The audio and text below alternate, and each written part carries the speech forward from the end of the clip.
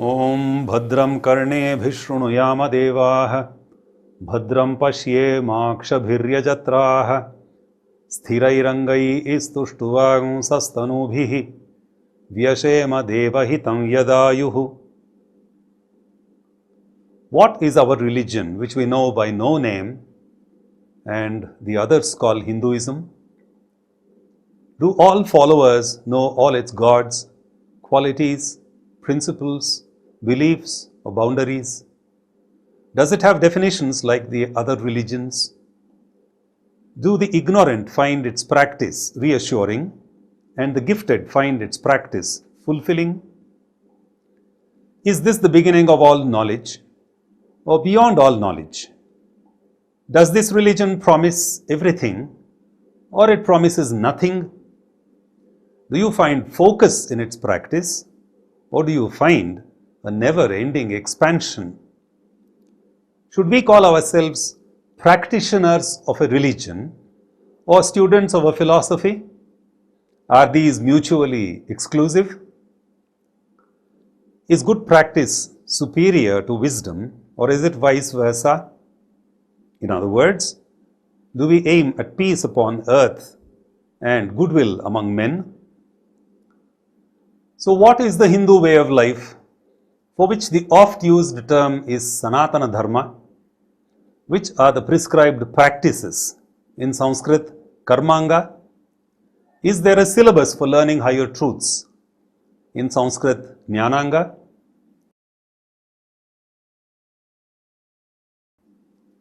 Now, as we get along, we shall see Sanatana Dharma in its karma form, that is, the practice of goodness.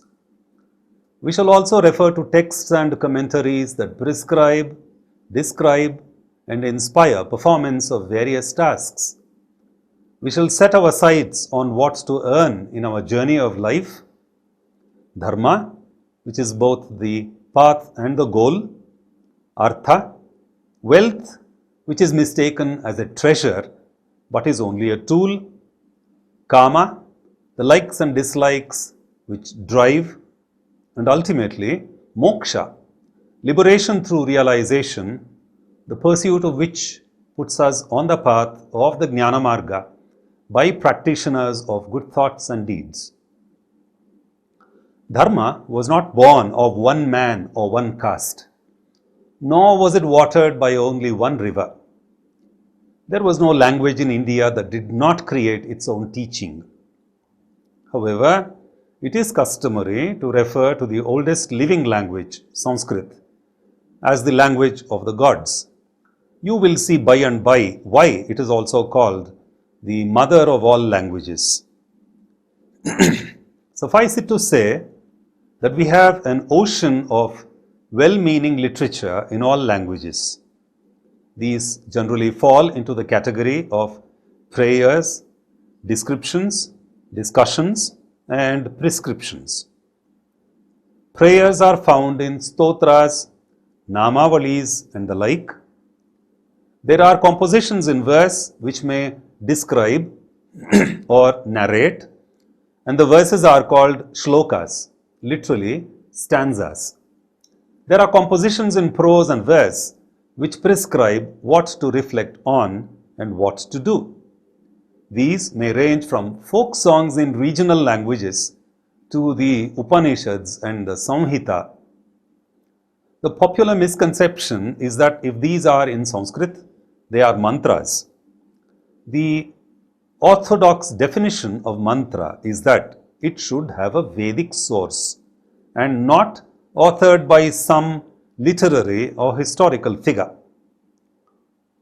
Quotable excerpts from texts are compiled by various generations of teachers and are called Subhashita, the good words.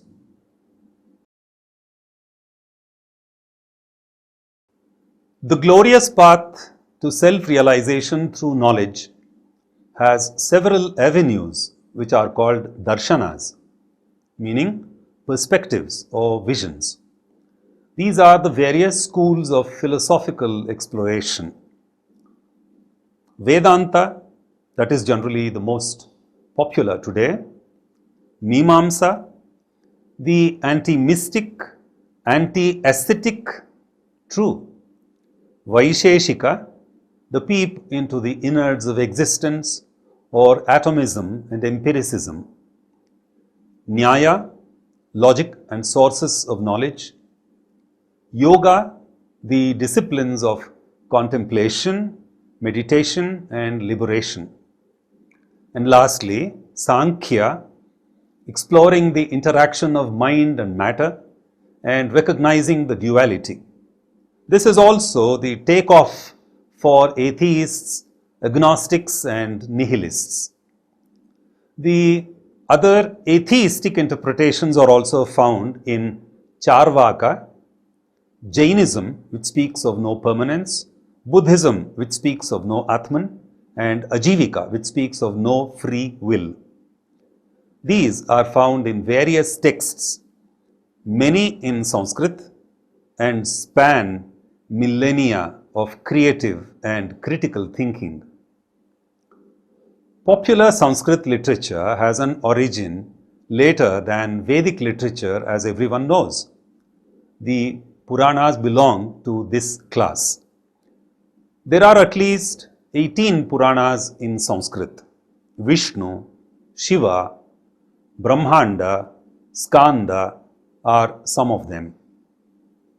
Again, the popular misconception is that Ramayana, Mahabharata and Srimad Bhagavata are Puranas.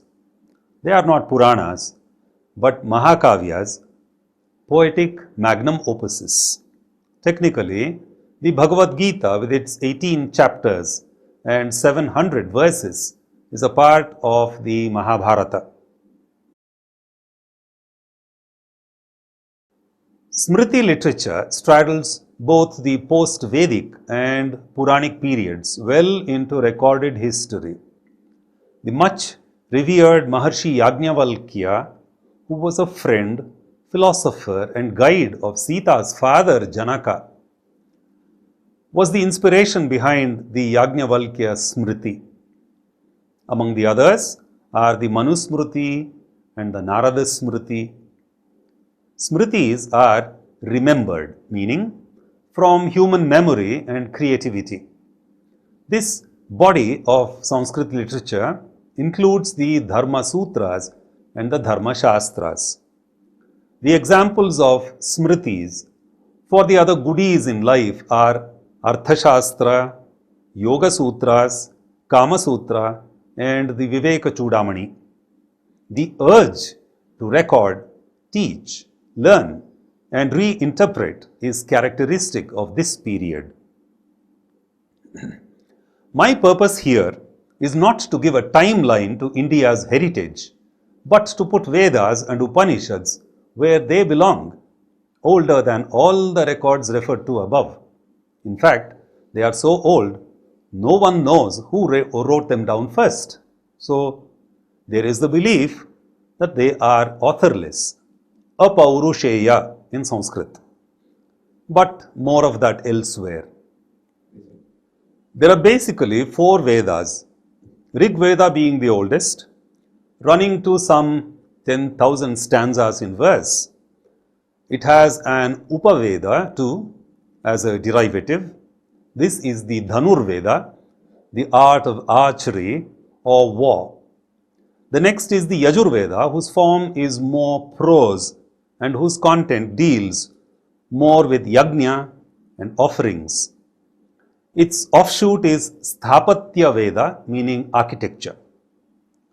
Samaveda has content drawn mostly from the Rig Veda, but has 2 expressions, one of song and the other of worship. Its tonality reminds one of the northwest of Asia. The Upaveda associated is the Gandharva Veda, dealing with expressive arts like music and dance. Atharva Veda possesses ritual healing, philosophy and theosophy as its content and is in both prose and verse. Its offshoot is Ayurveda. As these are ancient compositions or compilations, it is difficult to understand them. In fact, we will need the grammar and interpretations of Yaska to understand them. For Sanskrit works of the Christian era, the excellent grammatical compendium of Panini is the guiding light. Each Veda contains several layers, sometimes called parts, often interspersed. The most significant layer is the Samhita, held most inviolable. It is the core aspect of the Veda and is in verse form. The other phase or part or layer of the Veda are the Brahmana, which are in prose and contain some explanation of the Samhita as well as prescriptions for rituals and study. The third are Aranyaka, of the forest. The treatises are those spoken by or are part of the conversation of rishis who lived in the wilderness, recluses from the bustle of life. The other layer is the Upanishad, supposedly at the end of the Veda, but often a part of the Brahmana. The bulk of the Indian philosophical thought is based on the discussions and descriptions found in the Upanishads. There is proposition, description, narrative, and logic in the Upanishads. To give you an idea of the subject of the Upanishads, the oldest and biggest Brihadaranyaka comes from Shukla Yajurveda, White Yajurveda, and is a compendium on psychology, metaphysics, logic, and civics. Taittiriya from the Krishna, Black Yajurveda, reads like a high school language, humanities, and science text. You can find the Big Bang theory, evolution of species, interpersonal relationship management, phonetics, and many more here. The other popular Upanishads are Mundaka, Mandukya, the short jewel that is Ishavasya, Aitareya, Katha, and Kena. These are what constitute the Indian Vedantic tradition. To study the Vedas, you need to practice the Vedanga, the 6 organs of study. These are Shiksha, dealing with the sound, Chandas, dealing with the meter, Vyakarana, dealing with syntax, Nirukta, dealing with etymology and morphology, Kalpa, dealing with the ritual, and Jyotishya, dealing with astronomy. This system of study is older than Buddha, and this is how the modern student studies even today in the Gurukula Pathashala system.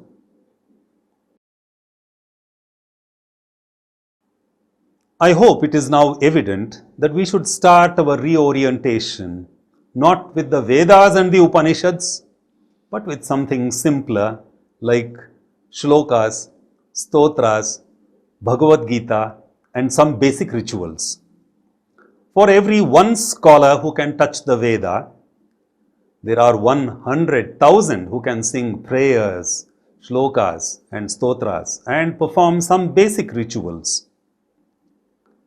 Let us see 2 interpretations of Indian philosophical learning. The Vedas describe the mythical Vedic creature as a Vrishabha, ox with 4 horns, 3 hoofs, 2 heads, and 7 hands. It is bound with 3 ropes and roars for you to feel its presence. The Europeans laughed at this description, but explanations some other time. The mantra in the Mahanarayana Upanishad goes like this: Chatvari Shringa Trayo Asya Pada Dve Shirshe Saptahastaso Asya त्रिधा बद्धो वृषभो रोरवीति महो देवो मर्त्यागो avivesh. Knowledge is like the inverted tree with roots and sustenance up there in the heavens and branches, foliage and fruit in our mortal world. Urdhvamulam adhashakham ashwatham prahuravyayam chandamsi yasya parnani yes tam veda sa vedavit. One who understands this understands everything. The first shloka in chapter 15 of the Bhagavad Gita.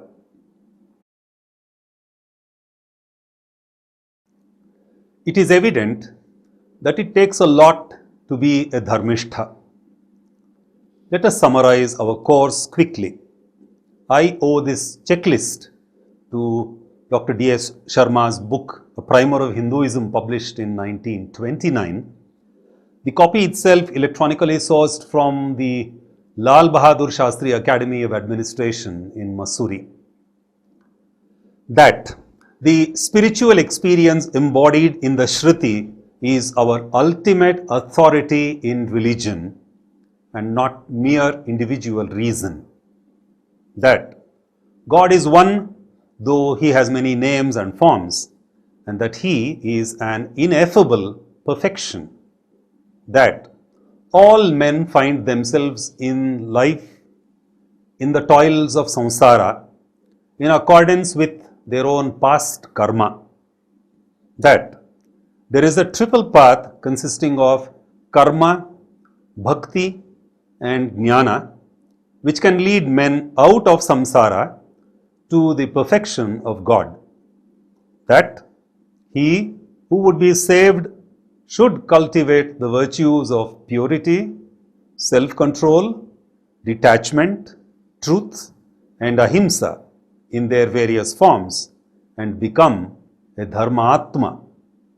That he has to further worship his Ishtadevata according to his adhikara, authority, and by every means in his power acquire the grace of God. And that his salvation consists in his being free from the cycle of births and deaths and gathering entrance into the world of spirit. Thus speak the Upanishads. Sahanavavatu, Sahanau bhunaktu, Sahaviryam karavavahi, Tejasvina vadhitamastu, Ma vidvishavahi. Om Shanti Shanti Shantihi.